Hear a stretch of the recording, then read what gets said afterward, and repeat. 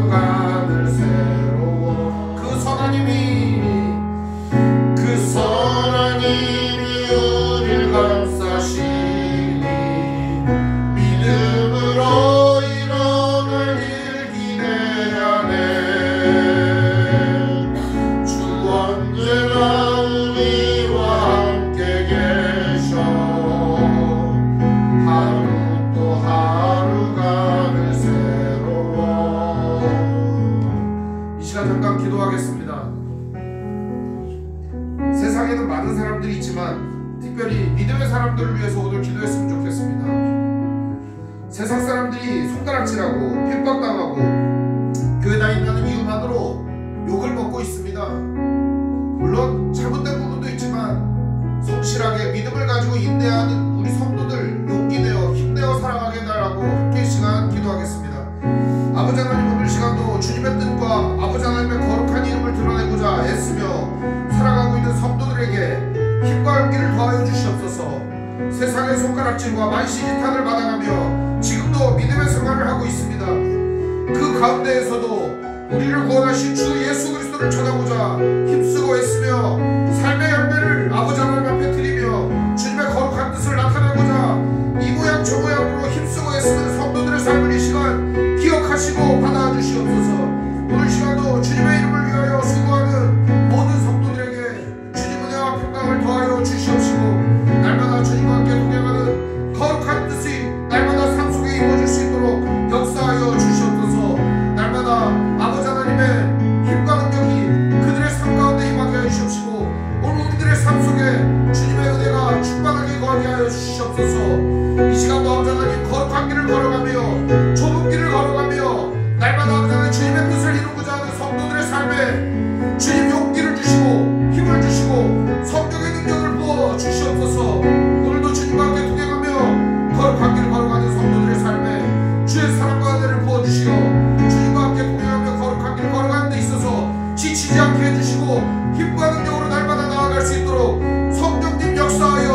주시옵소서. 성령의 인도하심 따라 오늘도 걸어가게 하여 주시옵시고, 성령의 인도하심 따라 오늘도 승리하게 하여 주시옵시고, 삶 속에서 주님과 함께 동행하면서 주님과의 아름다운 관계 속에서 날마다 풍성한 열매가 있게 하여 주시옵소서. 아버지 하나님 인도하여 주시옵소서. 하나님 아버지, 오늘 시간도 예배합니다. 우리의 예배를 받아 주시옵소서. 우리 주 예수님의 이름으로 기도합니다. 아멘. 오늘 성경 교독은 디모데후서 1장 2장입니다. 디모데후서 1장 2장입니다. 제가 2절 읽고 여러분들 1절 읽고 번갈아 가며 교독하겠습니다.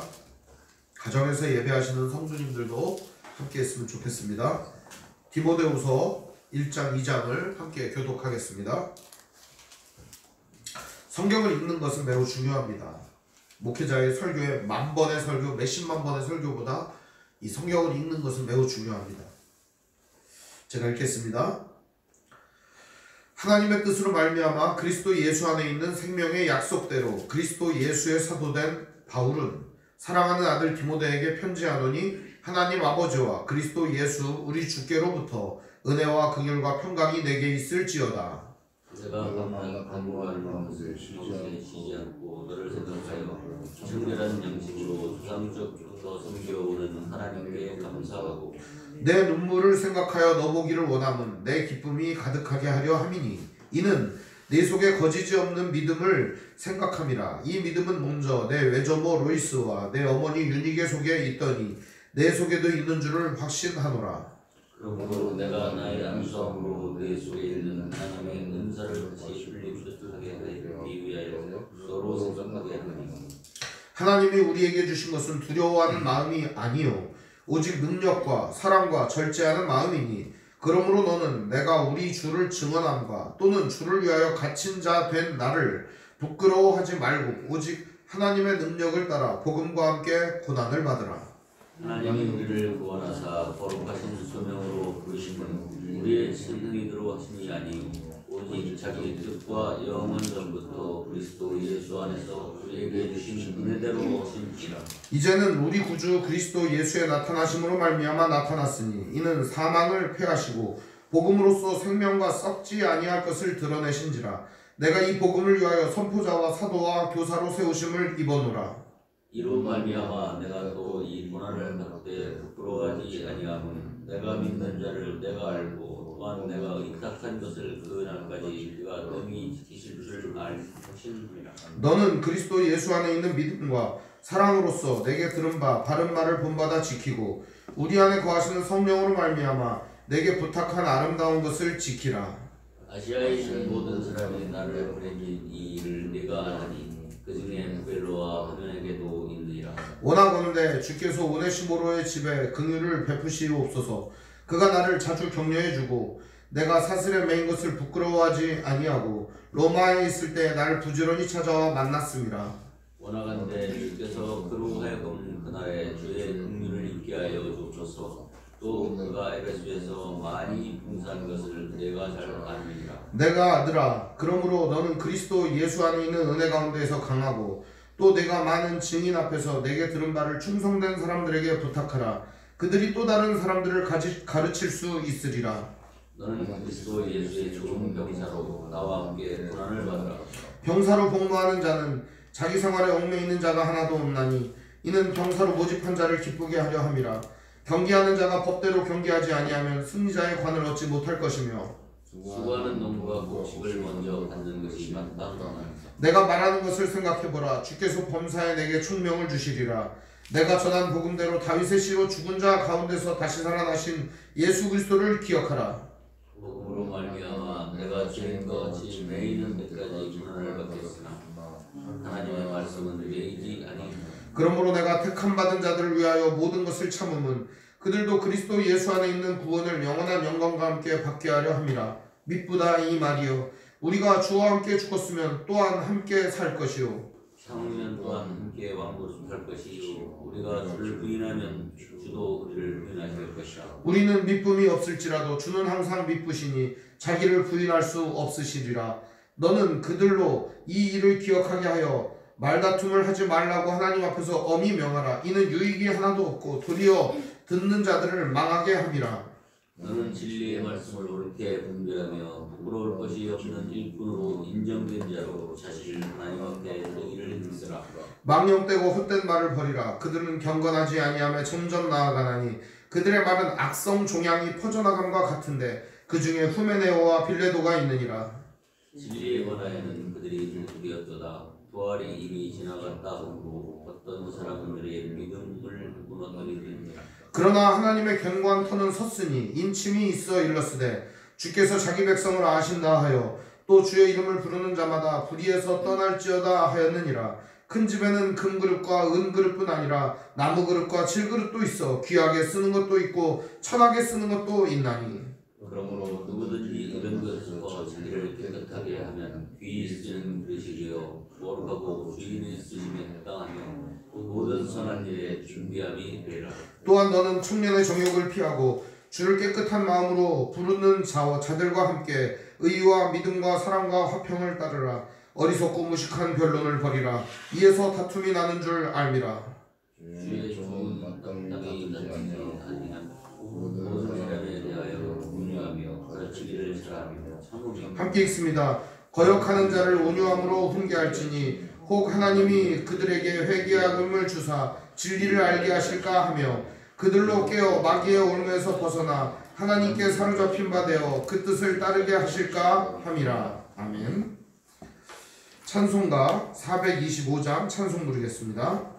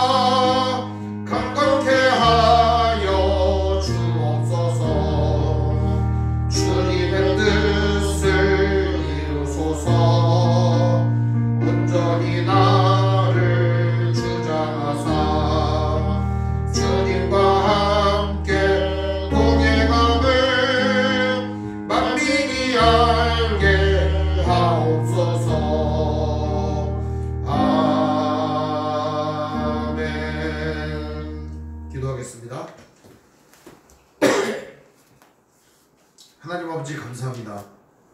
오늘도 주님 은혜 가운데 함께 예배하고자 합니다. 예배할 수 있도록 모든 시간과 장소와 여건을 허락해 주시니 감사드립니다. 주님 앞에 나온 우리들 모두 주님께서 받아주시고 하나님 은혜와 사랑으로 감싸 주시옵소서. 우리 안에 있는 악과 죄를 멸하여 주시고 주님의 사랑과 성령의 충만함으로 채워 주시옵소서. 살아가는 날 동안 주님 앞에 드려진 모든 선한 행실들을 기억하여 주시고 악한 모든 행실들이 오늘 시간 주님 앞에 나와 회개하며 주님 앞에 다시금 돌이킬 수 있는 기회와 시간이 될 수 있도록 인도해 주시고 역사해 주시옵소서. 오늘 우리들 예수 그리스도의 보혈의 공로 의지하여 이 자리에 나왔습니다. 주님 오늘 우리들을 불쌍히 여겨 주시옵시고 하나님의 사랑과 은혜로서 충만하게 채워 주시옵소서. 주님께서 아버지 하나님 살아가는 동안 많은 어려움과 고통 가운데 있었던 성도들의 삶을 이 시간 받아 주시옵시고 이들의 모든 질병과 아픔을 해결하여 주시옵소서. 또한 이들이 살아가고 있는 동안 많은 어려움과 고통을 겪고 있는 모든 일들 가운데 하나님 개입하여 주셔서 이 모든 상황이 주님 뜻대로 정리될 수 있도록 주님 인도하시고 역사하여 주시옵소서. 코로나19로 인하여 많은 사람들이 힘들어하고 괴로워하고 있습니다. 백신과 치료제와 많은 것들이 개발되고 있다고 하지만 여전히 상황은 악화되고 있고 더 확진자들과 고통당하는 사람들은 늘어가고 있는 실정입니다. 주님, 속히 이 일들이 해결되게 하여 주시옵시고 아버지 하나님의 크신 권능으로 이 모든 것들이 아버지 하나님의 뜻대로 이루어질 수 있도록 주님 이 모든 사태를 진정시켜 주시옵소서. 주님께서 손만 펴시면 다 가능한 일들인데 오늘 우리들은 오직 주님만 바라보며 기도할 뿐입니다. 주님, 이 모든 일들을 해결하여 주시옵소서. 또한 그 외에도 재난과 재해를 당하여 지금도 어려움 당하고 고난 당하는 사람들이 있습니다. 또한 삶의 여러 가지 문제들로 인하여 관계의 문제로 인하여 어려움 당하는 성도들이 있습니다. 육신의 아픔과 질병을 통하여 어려움 당하는 성도들이 있습니다. 기억하여 주시옵시고 주님께서 그들의 마음과 인생을 어루만져 주시어 치료하여 주시옵시고 주님의 능력으로 이 시간도 완전케 하시고 온전케 하여 주시옵소서. 성령님, 그 시간 이 시간 어루만져 주시옵시고 함께하여 주시옵소서. 남모르는 그 시간에 괴로워하고 두려워하고 아버지 하나님 힘들어하는 그 시간에 주님께서 함께하여 주시옵시고 동행하여 주시옵소서. 우리 귀한 성도들 주님께서 붙들어 주시옵시고 날마다 인생 가운데 아버지 하나님 동행하여 주시옵소서. 오늘도 예배합니다. 우리의 예배를 받아 주시옵시고 아버지 하나님 기도를 들어 주시옵시고 찬송을 받아 주시옵시고 선포되는 말씀을 통하여 우리의 영혼과 심령이 새로워지는 시간 되게 하여 주시옵소서. 우리 주 예수님의 이름으로 기도합니다. 아멘.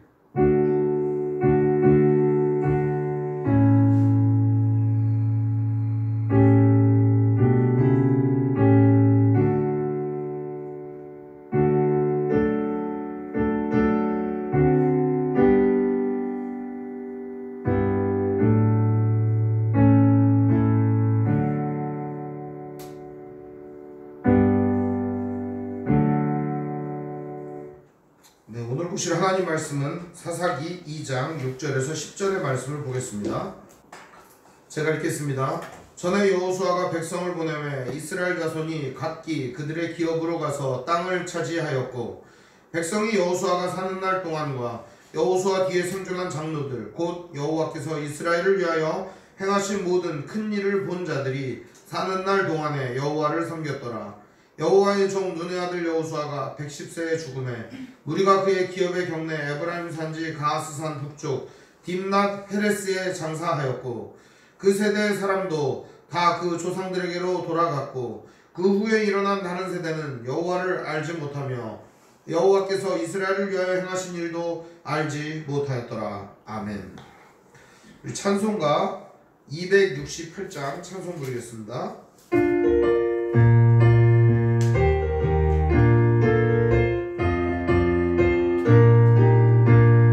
죄에서 자유를 얻게 함은 보혈의 능력 주의 보혈 시험을 이기고 승리하니 참 놀라운 능력이로다. 주의 보혈 능력 있도다. 주의 피 믿으오. 주의 보혈 그 어린 양의 매우 귀중한 피로다.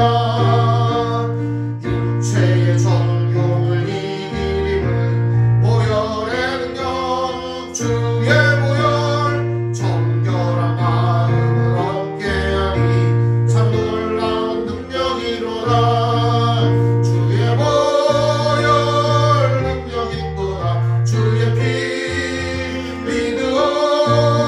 주의 보혈 그 어린 양의 매우 귀중한 피로다. 눈보다 더 입에 밝히는 것 보혈의 능력 주의 보혈 부정한 모든 것 밝히시니 참 놀라운 능력이로다. 주의 보혈 능력 있도다. 주의 피 믿으오. 주의 보혈 그 어린 양의 매우 귀중한 피로다. 구주의 복음을 전할 제목 보혈의 능력 주의 보혈 날마다 나에게 찬송 주니 참 놀라운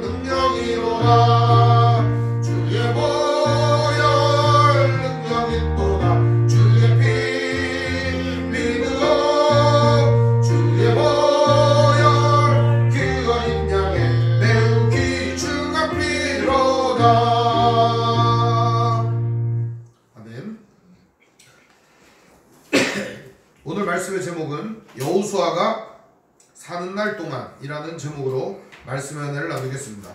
여호수아가 사는 날 동안. 청개구리 이야기가 있습니다. 청개구리 이야기. 여러분 청개구리 얘기 알죠? 어머니가 사는 날 동안에 청개구리에게 말을 합니다. 얘야, 들에 가서 놀지 마라. 뱀이 물어 죽일까 겁나는구나. 들에서 놀다가 꼭 뱀한테 뒷다리 물려가지고 막 이제 죽을 뻔하고 이제 엄마가 얘기하는 건 말을 안 들어요. 근데 이제 청개구리가 어머니가 생전에 그렇게 얘기를 합니다. 나 죽거든 내 깔에다 묻어라. 그런데 청개구리가 어머니가 돌아가시고 나니까 그 말을 그대로 합니다. 그래가지고 내 깔에다가 어머니 묘를 씁니다. 그래서 피만 오면은 이놈의 청개구리 울어대는 거다 이렇게 해서 피만 오면 청개구리들이 우는 이유가 내 깔에다가 엄마 무덤을 써가지고 그때부터 우는 거다 이런 전설이 전해 내려오고 있습니다. 뭐 믿거나 말거나 아닙니다. 자, 그런데요, 이 이야기가 주는 교훈이 뭘까요? 엄마는 생각했던 거죠. 야, 이게 진짜 이 청개구리가 말을 워낙에 안 들으니까 반대로만 하니까 내 깔에다 무덤 쓰라 그러면 산에다 무덤을 쓸 줄 알고 얘기를 했는데 실제로 내 깔에 써버렸네요. 이건 뭐 말을 안 듣는 거죠. 오늘 말씀이 그와 같은 얘기들입니다. 여호수아가 사는 날 동안에 여호수아가 이스라엘 백성들에게 너희들은 하나님께서 주신 이 아름다운 땅 속에서 살면서 이 아름다운 땅을 가꾸고 보존하면서 이곳을 제2의 에덴으로 만들어라. 하나님이 이렇게 말씀해 주셨습니다. 그리고 이렇게 이들이 하나님과의 아름다운 관계 속에서 살아가고 있는 것을 주변에 있는 나라들이 보게 되고 이들이 정말 아름다운 복을 누리고 살게 되면은 사람들이 그럴 거 아닙니까? 아, 여호와 하나님 우리도 섬겨야 되겠구나 그러면서 하나님께로 돌아오지 않겠느냐 하는 순진한 계획을 하나님은 세우셨습니다. 그런데 이스라엘 백성들은 이 하나님의 순진한 계획을 처참하게 무너뜨려 버리고 맙니다.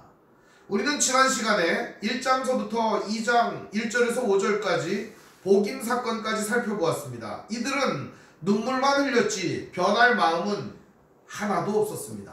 바로 이것이 그들의 문제였던 것입니다.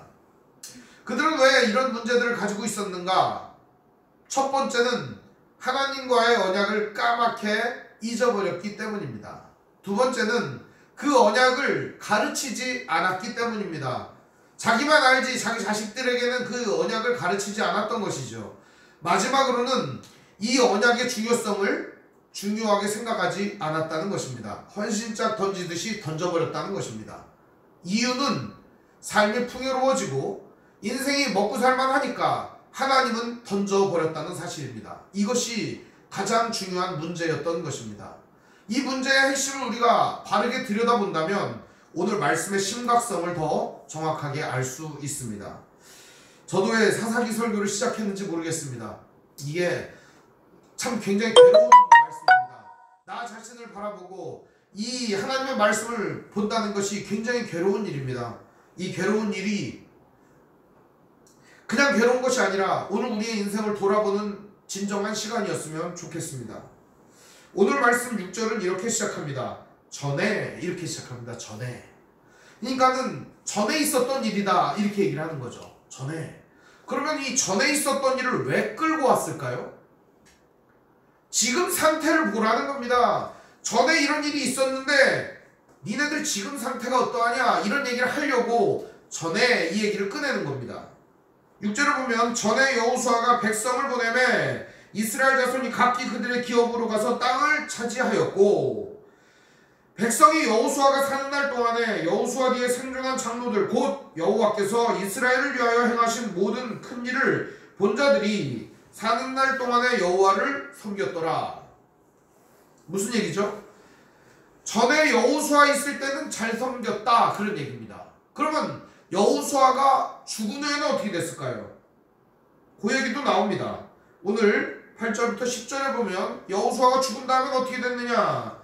여호와의 종 눈의 아들 여호수아가 110세에 죽음에 무리가 그의 기업의 경내 에브라임 산지 가하스산 북쪽 딥낫 헤레스에 장사하였고 그 세대의 사람도 다 그 조상들에게로 돌아갔고 그 후에 일어난 다른 세대는 여호와를 알지 못하며 여호와께서 이스라엘을 위하여 행하신 일도 알지 못하였더라. 그 뒤에 일어난 사람들은 여호와 하나님이 이전에 행했던 일들도 알지 못했고 여호와 하나님도 알지 못했고 그 하나님께서 베푸시는 모든 은총과 관계도 다 잊어버렸다는 사실입니다. 왜 이런 일이 일어났는가? 원인은 많은 사람들이 파악을 해서 그 원인들을 내놓고 있습니다. 아까 말씀드린 대로 하나님의 은총을, 귀한 사랑을 잊어버렸다 하는 것입니다. 두 번째는 이 하나님의 귀한 사랑과 은총을 가르쳐주지 않았다 하는 겁니다. 마지막으로는 지금의 삶이 풍요롭고 부유하기 때문에 하나님의 은총과 사랑은 더 이상 필요 없는 것이 되어버렸다. 먹고 살기 너무 좋으니까 하나님 필요 없다 이겁니다.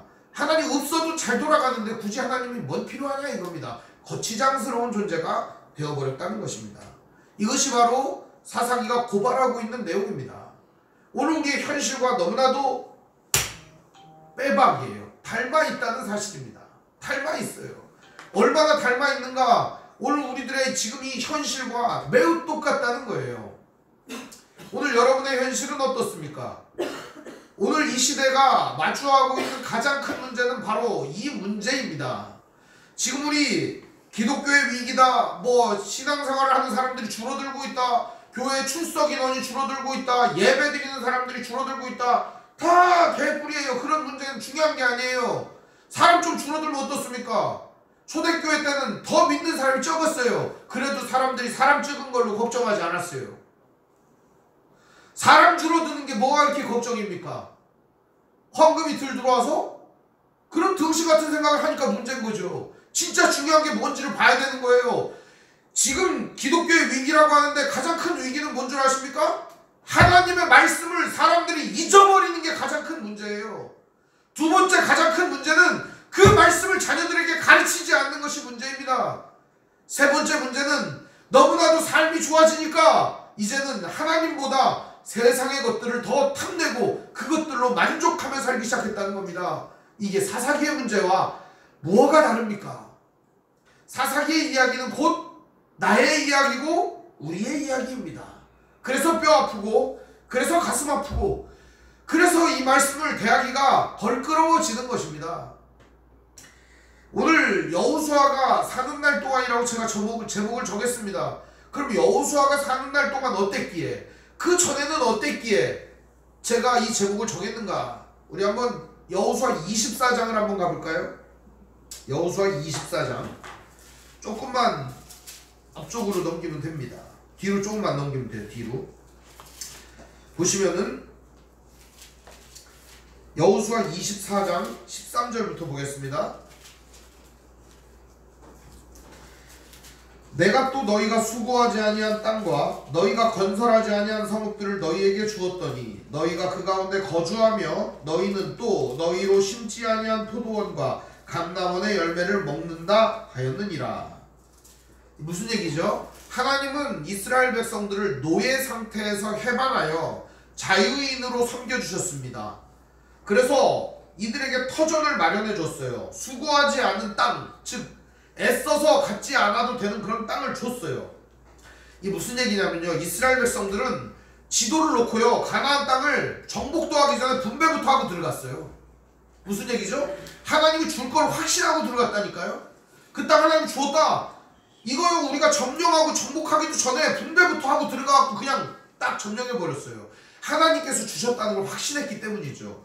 그래서 하나님이 수고하지 아니한 땅과 너희가 건설하지 아니한 성읍들을 너희에게 주었더니, 그러니까 건설하지도 않았어요. 가서 그냥 점령하기만 하면 됐었어요.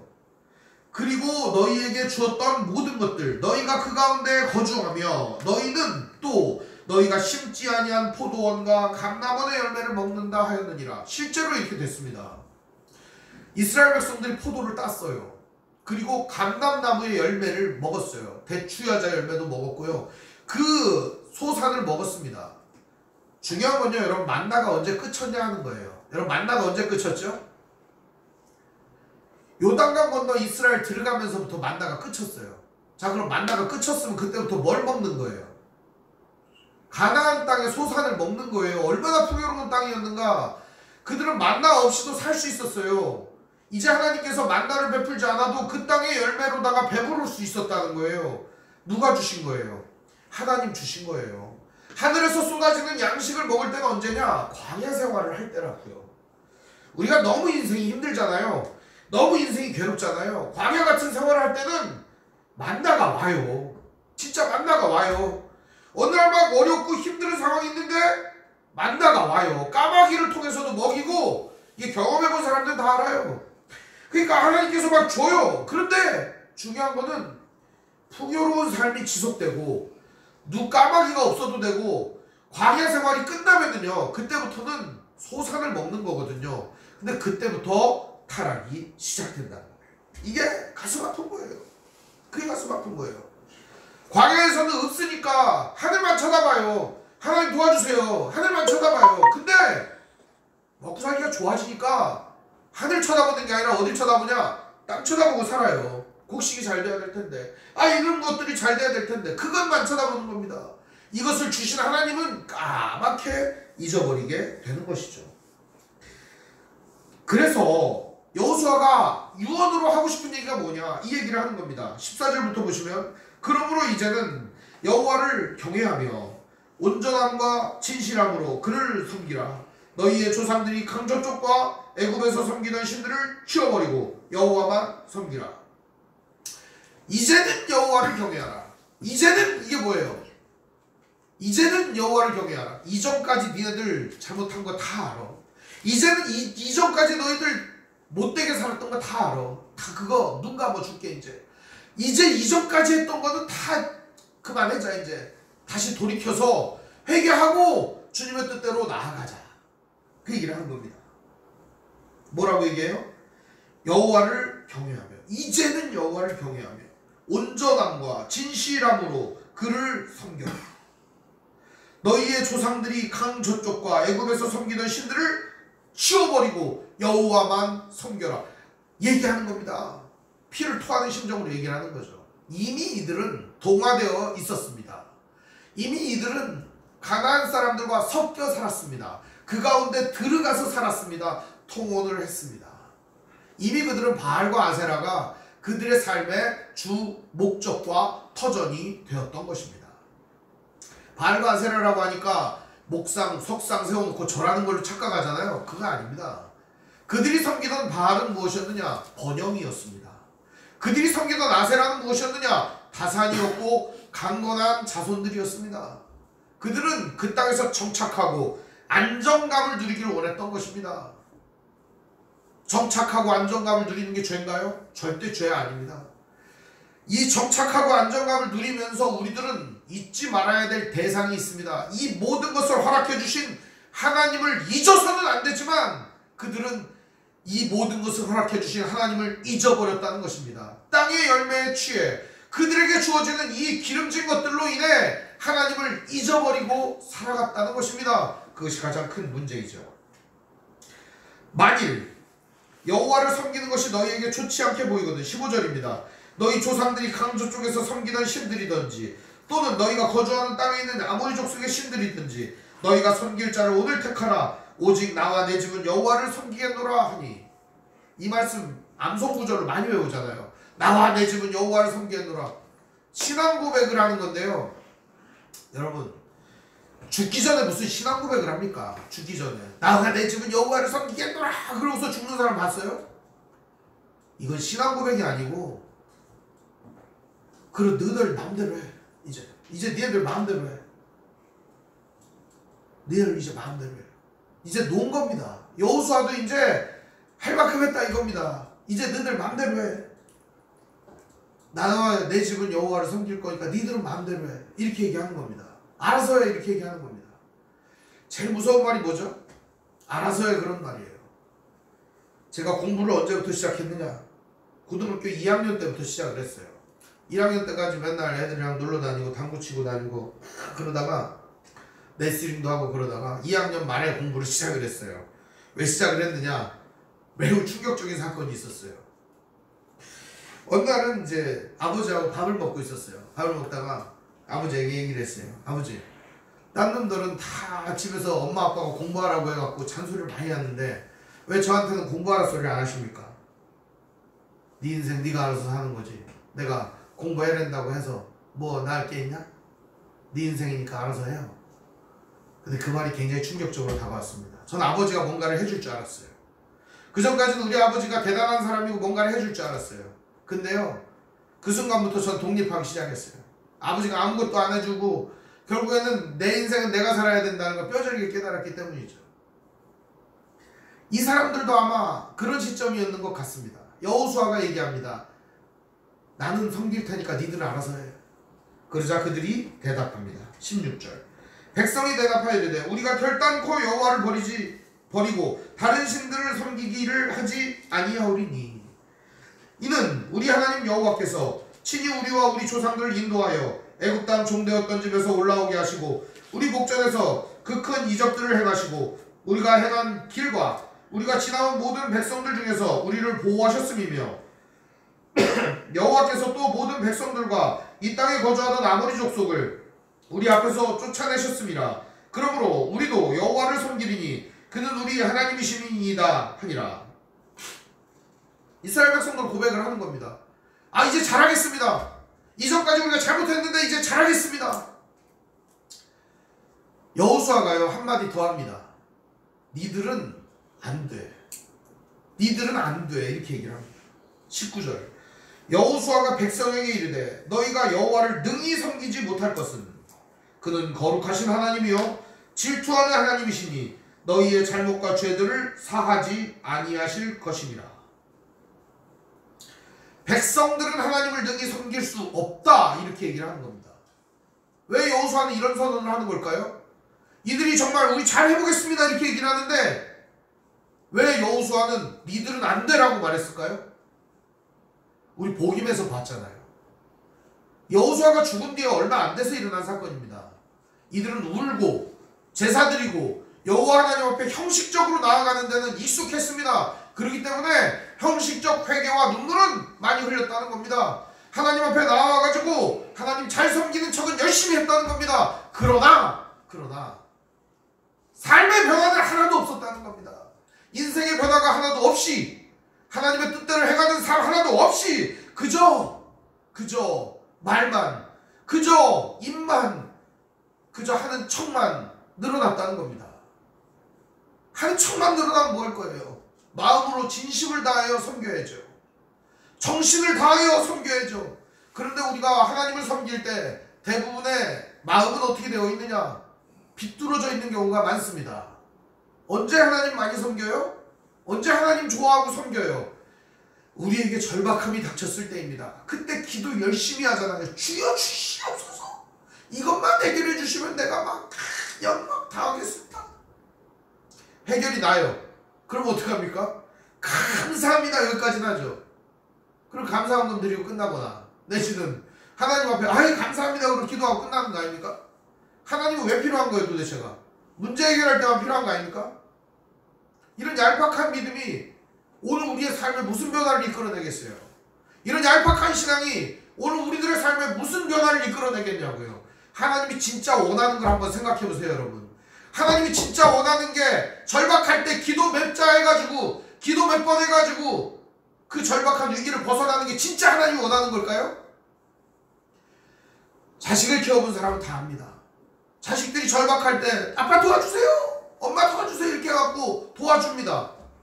그러면은 매일같이 와가지고 도와주세요 이렇게 하는 걸 원할까요?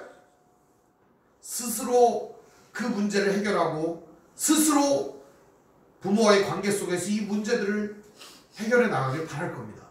하나님 오늘 자녀된 성도들에게 진짜 바라는 게 뭘까 한번 생각해 보세요. 잠깐 나와가지고 기도 막 하고 막 부르시는 걸 원할까요 진짜? 그들이 하나님의 거룩한 뜻대로 행하고 삶의 열매를 하나님의 아름다운 형상을 드러내는데 원하실 것입니다. 하나님 진짜 바라는 건 그것이에요. 오늘 우리들의 이 형상을 통하여 하나님의 아름다움을 나타내고 하나님의 선하심을 드러내고 하나님의 거룩하심을 나타내고 하나님의 위대하심을 증거하는 그것이 바로 오늘 우리들의 삶으로 이루어져야 한다는 것이죠. 얼마나 우리의 삶에 변화가 필요한가 오늘 우리들은 뼈저리게 느껴야 합니다. 이것이 오늘 하나님이 우리에게 주시는 메시지이기 때문입니다. 여호수아가 이렇게 이야기를 한 다음에 그 다음에 이렇게 얘기를 합니다. 20절을 보면 만일 너희가 여호와를 버리고 이방신들을 섬기면 너희에게 복을 내리신 후에라도 돌이켜 너희에게 재앙을 내리시고 너희를 멸하시리라 하니 백성이 여호수아에게 말하되 아니니이다 우리가 여호와를 섬기겠나이다 하는지라. 여호수아가 백성에게 이르되 너희가 여호와를 택하고 그를 섬기리라 하였으니 스스로 증인이 되었느니라 하니 그들이 이르되 우리가 증인이 되었나이다 하니라. 그러면서 여호수아가 주문을 합니다. 어떤 주문을 하느냐? 20절 우리 함께 읽어볼까요? 이 여호수아 24장 20절 함께 읽습니다. 23절입니다. 23절 시작. 여호수아가 이르되 그러면 이제 너희 중에 있는 이방신들을 치워버리고 너희의 마음을 이스라엘의 하나님 여호와께로 향하라. 이게 바로 여호수아가 이스라엘 백성들에게 한 얘기입니다. 그럼 이 얘기는 어느 얘기하고 똑같은 거예요? 복임에서 온 사자가 이 이스라엘 백성들에게 길갈에서부터 복임으로 온 사자가 이스라엘 백성들에게 전한 메시지하고 똑같습니다. 보실까요? 2장 1절 2절입니다. 여호와의 사자가 길갈에서부터 복임으로 올라와 말하되 내가 너희를 애굽에서 올라오게 하여 내가 너희 조상들에게 맹세한 땅으로 들어가게 하였으며 또 내가 이르기를 내가 너희와 함께한 언약을 영원히 어기지 아니하리니 너희는 이 땅의 주민과 언약을 맺지 말며 그들의 제단들을 헐라 하였거늘 너희가 내 목소리를 듣지 아니하였으니 어찌하여 그리하였느냐 어찌하여 그리하였느냐. 이게 바로 오늘 하나님의 말씀입니다. 어찌 그렇게 했느냐. 하나님께서는 그래서 이들에게 이런 말씀을 주십니다. 그러므로 내가 또 말하기를 내가 그들을 너희 앞에서 쫓아내지 아니하리니 그들이 너희 옆구리에 가시가 될 것이며 그들의 신들이 너희에게 올무가 되리라 하였노라. 이 얘기 후에 전에 여호수아 얘기를 꺼내가지고 오늘 말씀이 시작되는 겁니다. 그러니까 여호수아가 사는 날 동안에는 어땠다는 거예요? 이스라엘 백성들이 하나님 잘 섬기고 그 뜻대로 살았다는 겁니다. 여기까지 얘기하면요 사람들은 이렇게 생각합니다. 아 여호수아가 있어야 되겠구나 이렇게 생각을 합니다. 여호수아가 있어야 되겠구나. 여호수아가 110세까지 살았어요. 많이 사는 거 아닙니까? 여호수아가 또 있어야 돼요. 그러면 여러분 여호수아가 또 필요하냐고요. 이제 하나님께서 여호수아, 모세 지도자를 계속 세웠어요. 아브라함, 이삭, 야곱, 여호수아, 모세 뭐 이런 지도자를 계속 세웠어요. 근데 여러분 여호수아 이후에 지도자가 있습니까 없습니까? 없어요. 왜 안 세웠을까요? 오늘 말씀에 그 얘기가 나와요. 뭐라고 나옵니까? 6절 한번 같이 읽어봅시다. 6절. 전에 여호수아가 백성을 보내매 이스라엘 자손이 각기 그들의 기업으로 가서 땅을 차지하였고 각기 기업으로 가서 땅을 차지하고 거기서 뭐 하라는 거예요? 하나님 나라를 이루라는 거예요. 가가지고 사는 날 동안에 여호와 하나님 잘 섬기고 그 하나님의 거룩하신 뜻을 이루어 가라는 것이에요. 그래서 여호수아 같은 걸출한 지도자가 없는 거예요. 모세가 죽은 다음에는요 여호수아 1장에 보면은 하나님 엄청 급합니다. 모세가 죽은 후에 여호수아에게 말씀하여 이르시되 이제 됐다. 야 여호수아 네가 해라. 지도자를 세워줘요. 근데 여호수아가 죽은 다음에는 지도자가 없어요. 그럼 지도자 없으면 흔들려야 되나요? 오늘 이 시대에요 저는 목회자가 많은 문제를 안고 있다고 생각합니다. 이 목회자가 많은 문제를 안고 있다고 생각합니다. 그래서 저는 교회는 목사가 필요 없는 곳이 되어야 한다. 오해하지 마시길 바랍니다. 목사 필요 없다 그게 아니라 목사가 필요 없어도 성도들이 믿음 생활을 잘하고 목사님이 없어도 성도들이 알아서 말씀과 은혜 가운데 거하고 모여서 예배하며 하나님의 말씀을 전하는 그런 교회를 꿈꿉니다. 그런 교회가 됐으면 좋겠어요. 왜 그러냐? 여호수아가 꼭 필요한 건 아니잖아요. 각기 다 돌려보냈잖아요. 그런데 왜 그들은 각기 터전에서 믿음 생활을 하지 못했을까요? 여호수아가 계속 있어야 되나요? 아닙니다. 여호수아가 계속 있어야 되는 게 아닙니다. 이들이 하나님과의 관계 속에 있어야 하는 겁니다. 이게 중요한 거예요. 성경이 끊임없이 말하고 있는 건 그겁니다. 어떤 사람은 이렇게 해결책을 얘기를 해요. 이들이 하나님을 아는 지식이 없어졌기 때문이다. 맞아요. 이들이 하나님을 가르치지 않아서 그렇다. 맞아요. 다 맞는 얘기예요. 틀린 얘기 아니에요. 그런데요, 이미 하나님과의 관계 맺기가 틀려버린 사람들은 하나님과의 관계를 깨트리는데 익숙했던 거예요. 오늘 우리가 하나님과의 관계가 든든히 있으면 어떻게 될까요? 누가 뭐라고 하든, 세상이 어떻게 뒤집어지든 깨지든 하나님 은혜 가운데 거하게 됩니다. 하나님 은혜 가운데 거하게 됩니다. 이것이 매우 중요합니다. 우리가 하나님과의 관계성에 있어야 되는 이유가 여기에 있는 겁니다. 하나님을 알고 그 하나님 은혜 가운데 거하는 것은 매우 중요합니다. 이것이 정말 중요해요. 하나님과의 관계 속에 거하지 아니하면 우리가 받은 땅, 우리의 터전으로 돌아갔을 때 우리는 쉽게 흔들립니다. 쉽게 무너집니다. 너무나도 쉽게 자빠집니다. 그게 믿음의 현실이에요. 그래서 우리가 우리 가정으로, 일터로, 삶의 터전에 있을 때 이때가 중요한 겁니다. 교회 예배 1시간 하러 오는 것, 그것보다 중요한 것은 우리의 삶의 터전에 있을 때, 그때가 시간이 더 많거든요. 이때 우리는 하나님과의 관계를 기억해야 합니다. 여러분, 정말 이걸 잊으시면 안 됩니다. 거기는 목사가 없어요. 거기는 여러분에게 이거 해라 저거 해라 하는 사람도 없어요. 거기는 여러분의 신앙을 일으켜줄 그런 존재와 대상이 없어요. 오직 우리는 하나님과 1대1로 만날 수 있어요. 그래서 우리 가정에 있을 때도, 우리 직장에 있을 때도, 우리가 어디에 있든지 그 하나님과의 관계 속에서 살아가시길 바랍니다. 이 관계 속에서 있을 때 오늘 우리들은 이스라엘 백성들처럼 타락하지 않을 수 있습니다. 이들을 보실까요? 이들의 삶의 문제가 얼마나 큰 문제였는가.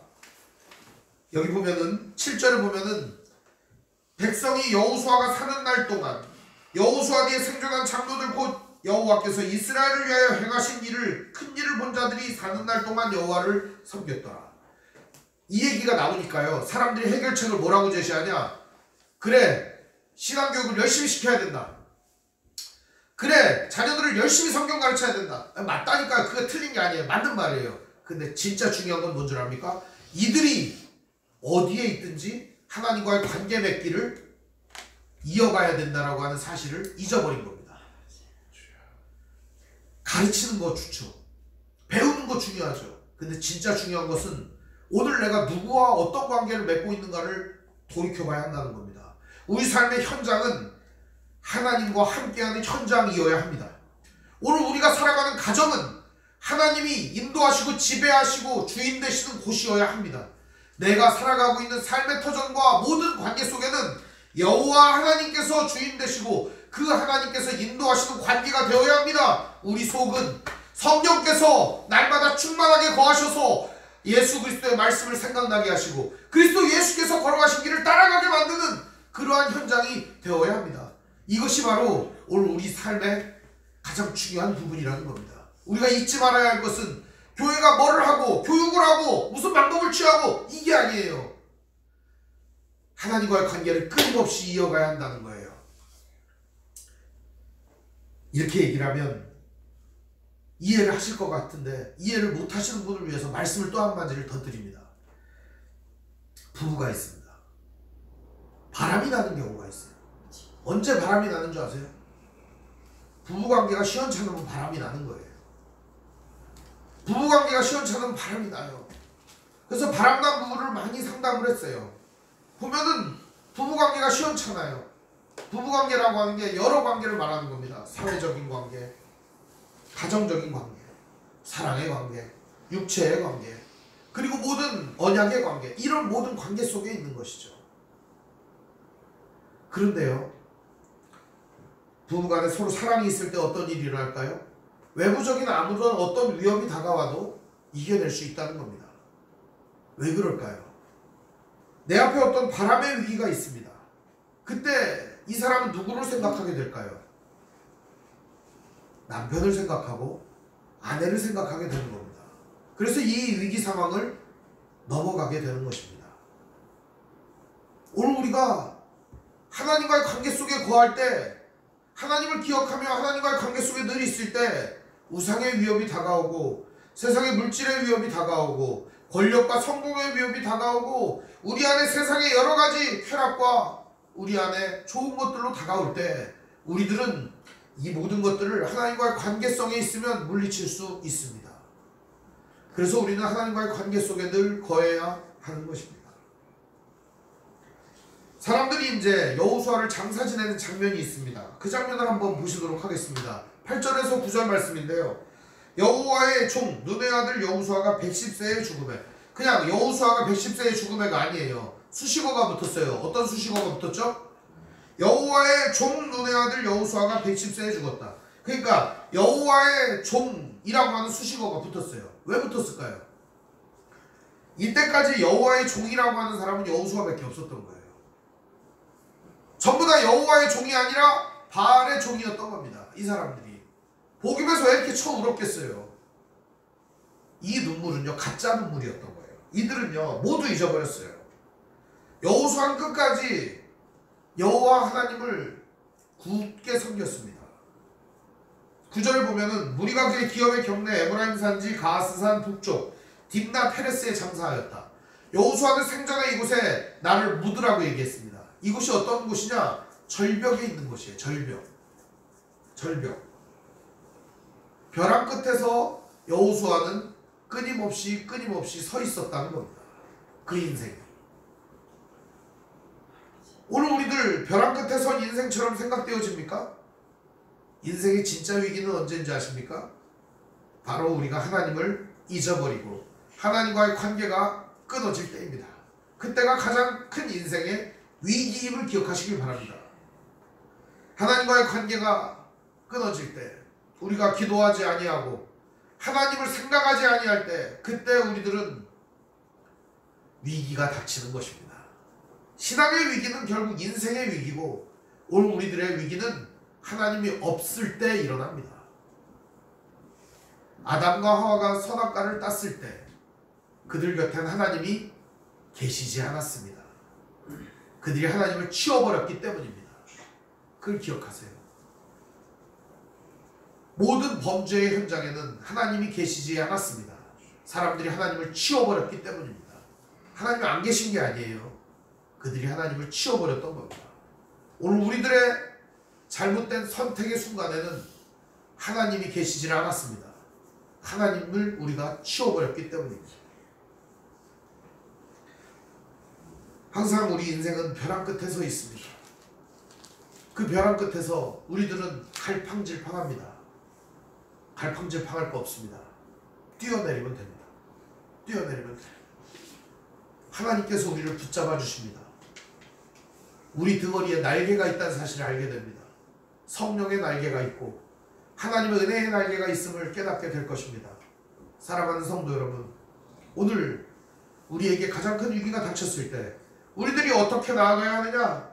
바로 하나님과의 관계를 기억하며 그 속에서 살아가시기를 바랍니다. 사람들은 점점 잊어버립니다. 10절에 보시면 그 세대 사람들도 다 조상들에게로 돌아갔고 다 죽었어요. 그 세대의 사람 다 죽었고 그 후에 일어난 다른 세대는 다음 세대는 이래야 되는데 다른 세대가 되어버렸네요. 넥스트 제너레이션이 아니에요. 다른 세대가 되어버렸어요. 여호와를 알지 못하며 여호와께서 이스라엘을 위하여 행하신 일도 알지 못하였더라. 문제 자식은 있어도 문제 부모는 없다, 이런 말이 아니라 문제의 부모는 있어도 문제 자식은 없다, 이런 말이 있어요. 자식의 문제는 모두 부모의 문제라는 사실입니다. 그걸 알지 못하면 자식을 야단을 치겠죠. 자식이 문제가 생기는 것은 부모가 문제가 있기 때문입니다.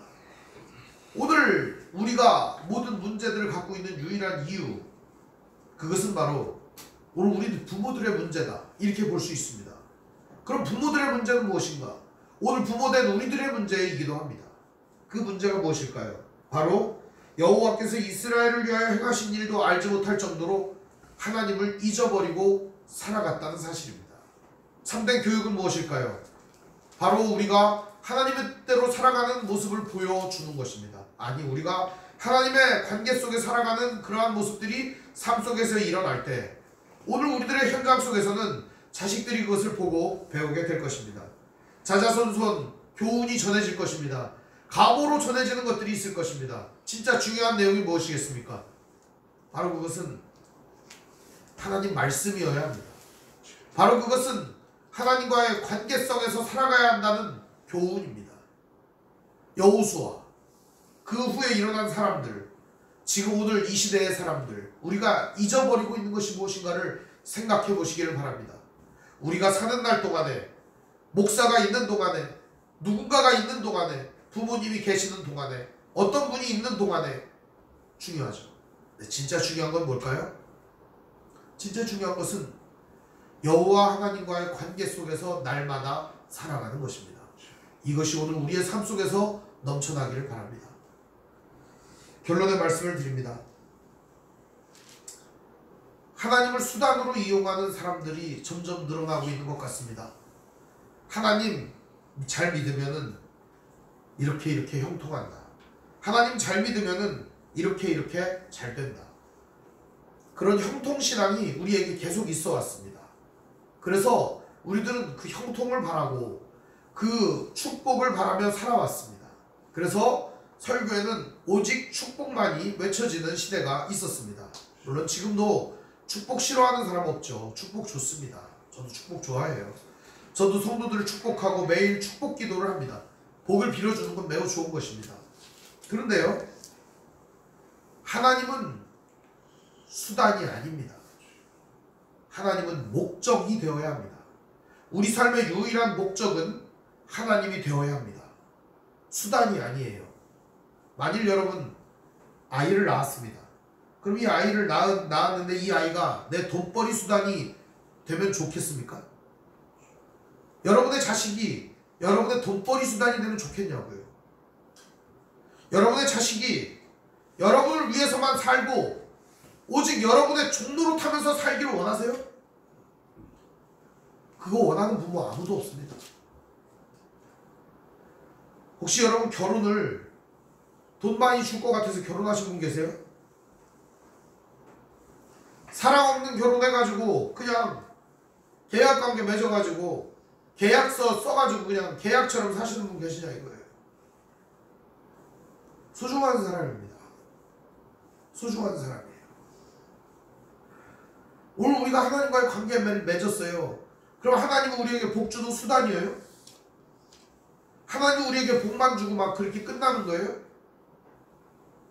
자식들도 기억해야 돼요. 부모들이 뭔가를 해주는 대상이에요? 존중의 대상이고 존경의 대상이에요. 그만큼 희생과 헌신이 있었기 때문이죠. 오늘 우리들의 관계는 이렇게 다 비뚤어져 있고 깨져 있고 틀어져 있습니다. 가장 중요한 것은 하나님과의 관계를 회복하는 것입니다. 바로 오늘 적어도 내가 살아있는 동안에는, 적어도 내가 생명이 있는 동안에는 나와 내 집은 여호와를 섬기는 그런 믿음이 있어야 합니다. 그리고 그런 관계 속에 거할 때 오늘 우리 주변과 우리의 모든 가정과 우리의 모든 상황이 하나님과의 관계 속에서 풍성한 열매가 있고 아름다운 관계가 이어질 것입니다. 사랑하는 성도 여러분, 하나님과의 관계 속에서 이 풍요로움과 기쁨과 감사를 누리는 믿음의 현장이 오늘 여러분의 삶 속에 이어지기를 주님의 이름으로 축원드립니다. 기도하겠습니다. 사랑과 은혜가 풍성하신 아버지 하나님, 은혜와 사랑을 감사드립니다. 하나님을 잊어버리고 관계 속에 거하지 않을 때 우리들의 삶에 그 어떤 열매와 풍요로움이 주어진다 하더라도 그것이 유익이 되지 못함을 깨닫게 됩니다. 오늘 시간도 하나님을 수단으로 이용하는 것이 아니라 하나님이 우리의 목적이 되고 하나님이 오늘 우리의 삶의 가장 중심이 되고 하나님이 우리 인생의 진정한 목적이 될 수 있도록 날마다 하나님과의 관계 속에서 이 아름다운 관계를 이어갈 수 있도록 인도하여 주시옵소서. 의주 예수님의 이름으로 기도합니다. 아멘. 찬송가 569장 찬송 부르겠습니다.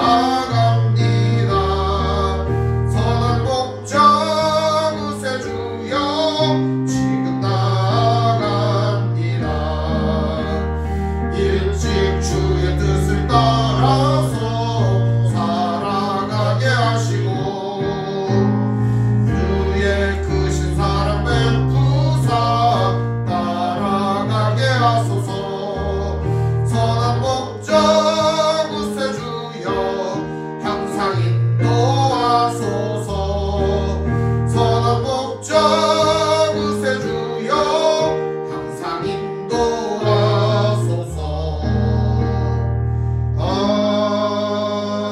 아멘. 봉헌 기도하겠습니다. 하나님 아버지 감사합니다.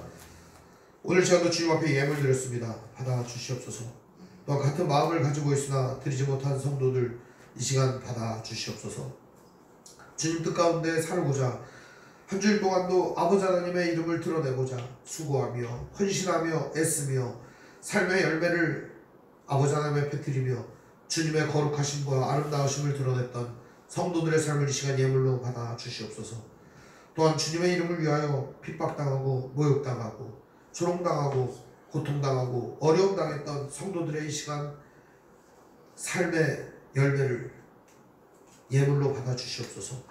주님의 거룩하신 이름이 날마다 풍성하게 하시고 은혜와 사랑과 평강이 가정에 넘치게 하시며 이 모든 일들 가운데 하늘의 신령한 복과 땅의 기름진 것들로 채워 주시옵시고 살아가는 동안 염려와 근심이 없이 오직 주 안에서 누리는 평강이 넘치게 하여 주시옵소서. 하나님과의 관계 속에서 누리는 풍성함과 기쁨이 늘 충만하게 하여 주시옵소서. 우리 주 예수님 이름으로 축복하며 기도합니다. 아멘.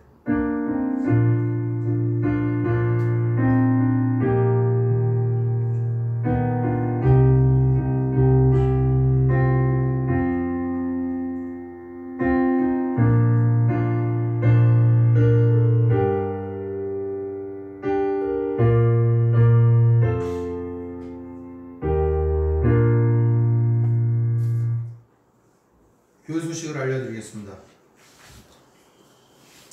오늘 함께 예배하신 모든 분들 주님의 이름으로 환영합니다. 우리 옆사람과 서로 인사하겠습니다. 사랑합니다. 예, 가정에 함께 계시는 분들도 인사하시기 바랍니다. 사랑합니다. 서로 안아주시고 사랑의 표현을 해주시면 좋겠습니다. 하나님 말씀인 성경을 가까이 두고 매일 읽으시고 기도로 하나님과 교제하시고 말씀대로 사랑하며 사시기를 바랍니다. 목회자의 경건을 위해 기도하시기를 바랍니다. 정치 지도자들과 남북관계를 위해서 기도하시기를 바랍니다. 가난한 자들과 소외된 자들을 도우며 기도하시기를 바랍니다. 선교사님과 가족을 위해서 기도하시기를 바랍니다. 올해 더 큰 선교의 열매가 있기를 여러분 기도하시길 바랍니다. 어렵고 힘든 상황 가운데 선교사님들이 출국을 하십니다. 여러분 위해서 기도해 주시면 좋겠습니다. 아픔과 고통 중에 있는 성도를 위해 기도하시기 바랍니다. 이 육신의 아픔과 고통은 해결되지 못합니다. 불편함은 그저 개인의 몫이 아닙니다. 우리가 함께 기도하며 함께 나눌 수 있으면 좋겠습니다. 코로나19로 인해 어려움 당하고 고통당하는 분들을 위하여 기도합시다. 이 일을 위해 수고하는 의료진들 그리고 또 이 일 때문에 고통당하고 사업에 어려움을 겪는 많은 사업자분들 위해서 기도해 주시면 좋겠습니다. 헌금은 온라인으로 드리시기를 바랍니다. 우리 비전선언하고 3일 채송 부른 후에 축도로 마치겠습니다.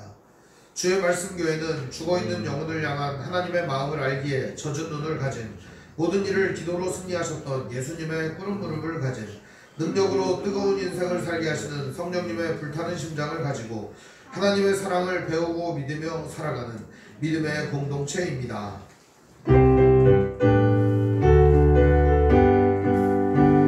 하나님이 선택하셨고 예수님이 구속하셨고 성령님이 인치셨으니 삼위일체 하나님 찬양.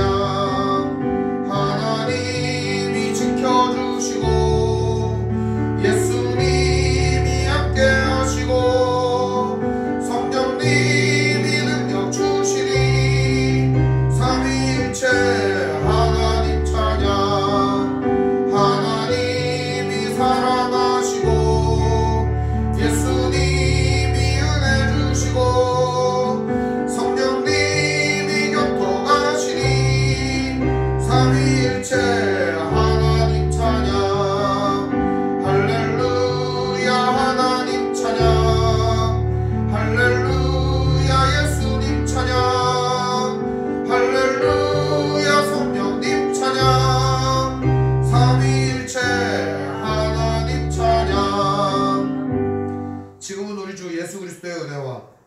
하나님의 사랑과 성령의 교통하심이 날마다 하나님과의 아름다운 관계 속에서 그리스도 예수께서 걸어가신 길을 걸어가는 귀한 성도들 머리머리 위에, 인생 위에, 가정 위에, 직장 위에, 삶의 터전 위에, 권속들 머리머리 위에 영원토록 함께 있을지어다. 아멘.